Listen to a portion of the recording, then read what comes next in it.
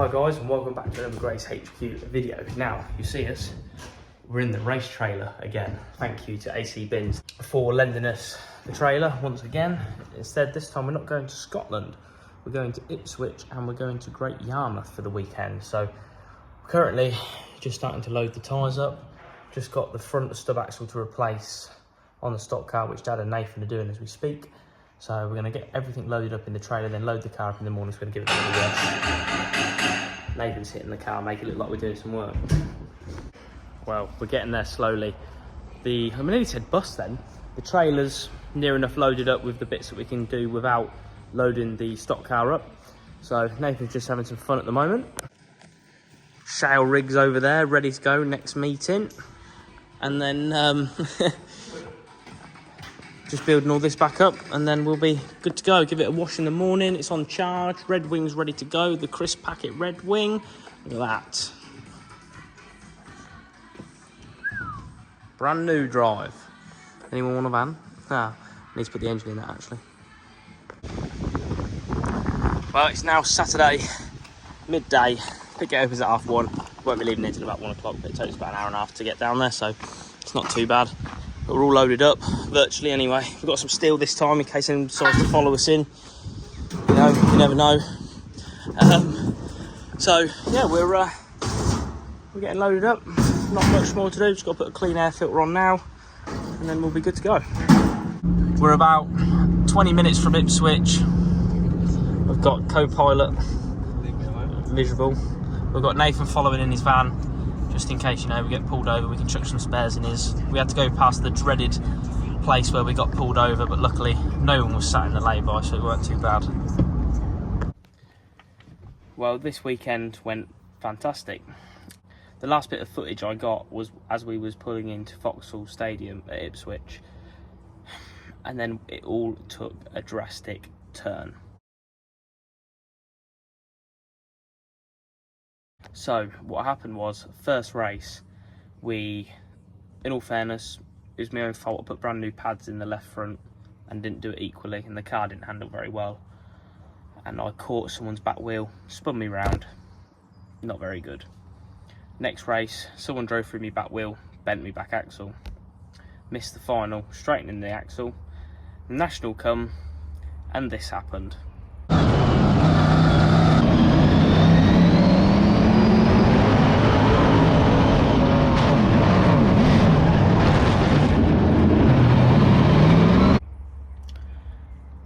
And yes, we got followed in. Well, may as well be followed in again. But in all fairness, Charlie, who was pushing behind me, it wasn't his fault. It was the chap behind him. Basically, them two were having a bit of a tit for tat. It's someone, they had a disagreement, whatever. And I got caught up, wrong place, wrong time. And I was on the front of it and I got followed in as well. And it bent me back axle again. It's made a right mess. Started putting it all back together, got the front axle done, got the front corner done thanks to Finn, and we was getting on with it. Started bending the back axle back round, and it's 20-ton port power, I believe, or a 10-ton port power, something like that, and it kept pushing past the seals. It won't go back any further, and I'll show you tonight the state of my back axle. And round Great Yarmouth, which was on the Sunday, I'd have been wasting my time if I had raced it. I'd have just got myself more damage, and with what I do during the week, day and night, I do not have time to fix my car if I completely wrote it off. I have to call Finn to get it fixed. He said to me at the weekend, he goes, "Oh, I'm never parking with you again," because every time I park next to him just lately, I wrote my car off, or I think he fixes my car more than he fixes his own. It's quite funny really. But that's why we didn't do any footage, because I was rather stressed. I wasn't happy, because I got caught up in something that was nothing to do with me. But it is what it is. We move on to the next episode. And yeah, we keep smiling and have another crack at it. But I've sort of saw my arse with the workshop a bit, because the workshop's so dirty, and just we're so busy turning work around, and I've had a bit of a mare with the area where we work on the stock cars, and I'm having a blitz cleaning it all. I've dedicated one of my curtain siders, which is virtually scrap. It's going to be a little storage trailer for me. So my old shale chassis, which is over here, that chassis is going to go in the trailer, and whichever stock car I'm not racing that weekend is going to go in there as well. My wing can go in there, because I've got a lorry body full of wings, but obviously it's full now, keep crashing. So I'm going to clear all that area up, and then I'll just have one stock car in the corner.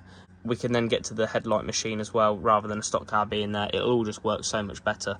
So we're going to dig her out as well, so it'll be coming back from the dead. So we're now on the big tidy up. So this car is going to be coming out. I do need to clean it, I do need to re-bumper it, but nothing's going to happen while it's sat here in the corner. And this corner was originally dedicated to fix the stock cars. So that's going to be removed, and then the stock car is going to be here, so we can work on it, get it on axle stands and work on it properly. That's it, the stock car is out. Cool. Just needs a bit of work doing to her, but it is out.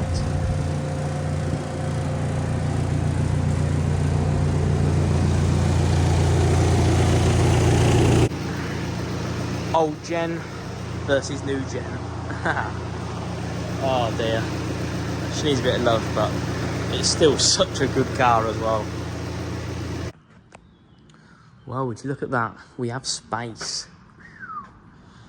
I want to put that, because when I initially went red last year, we didn't have a red wing. So we tried to take the skin off of that, off of the crushed wing from when I rolled at Bradford, to put on like a better skin. But we never ended up doing it. So I want to try and fold that and crease it back up onto my rolled over wing. I want to hang it from the roof or something. Like I need to put that back up, but yeah, I want to hang that from the roof, but for now I'll just sling it underneath the trailer out of the way. I didn't realise I had them rims either.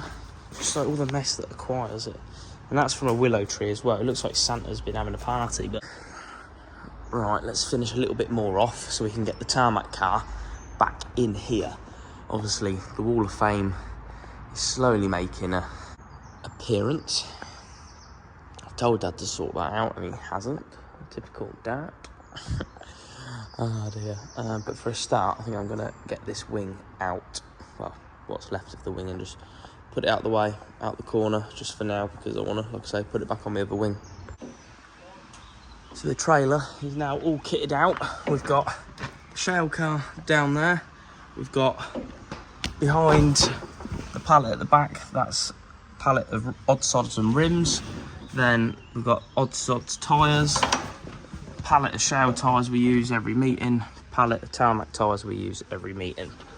And then obviously the current stock car that we're not using that week can stay at the front of the trailer, and then its panels and wing can go there. So then the other wing obviously will be in the bus ready to go, so hence why I haven't put the tarmac wing in here. But quite like my idea, to be fair. And obviously I'm going to park this trailer up in the yard somewhere and then disable it, so then no one can hook it up. Job done. And then it'll be just like a little shed for me if I can close the curtain. We've now got the tarmac machine back in the workshop with all this nice clean workspace. So what we're going to do, we're going to put the stock car on these rollers, front and back, and then we'll slide the stock car in there, and then when I work on it, I can slide it out a little bit or just work on it there, depending on what I'm doing. So obviously, when I've got to put in the fence, it didn't even bend that stay, which is good. What it done, it literally just did the front upright post and override hoop. I believe it's probably bent the stub axle a little bit, because as you can see, it's only, the camber's too much, it's actually only on this part of the tyre, not the whole part of the tyre. Bent the front axle, but the back axle, which is a little bit bent, you can't really see it, but she's fairly bent, unfortunately. But no way you can see the angle of this bent right on the end, but never mind, it is what it is. Get it right for the British, and we'll come out and we'll have some fun. But for a start, I've got to somehow get them under there without getting in the way of the jack.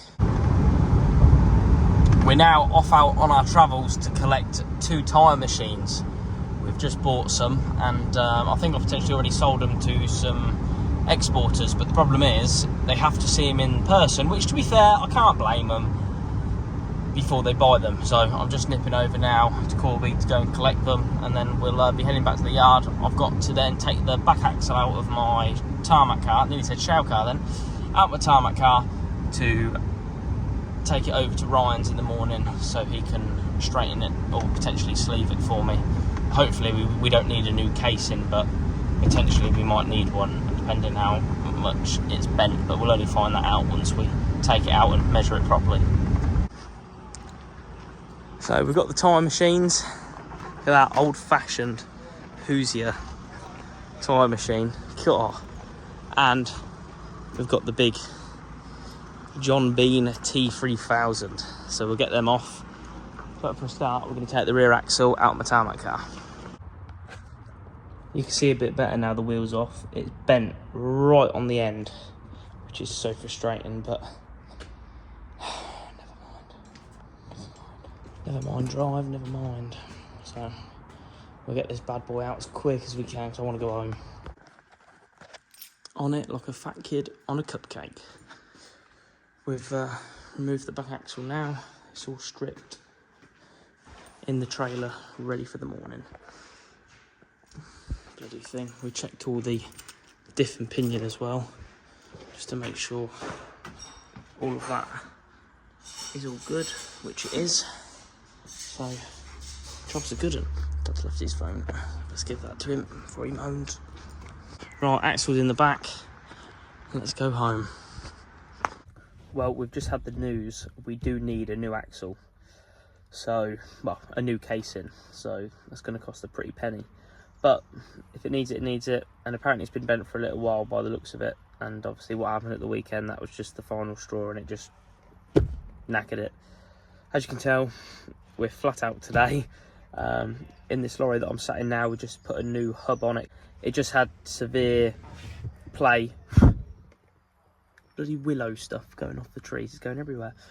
The bearings in the hub basically had just disintegrated, and it caused a lot of play. And so I had to do that. And trying to get the disc off, it ended up cracking the disc. We had to put a new disc on as well. New brake pads, and hopefully it's going MOT tomorrow. So all hands on deck.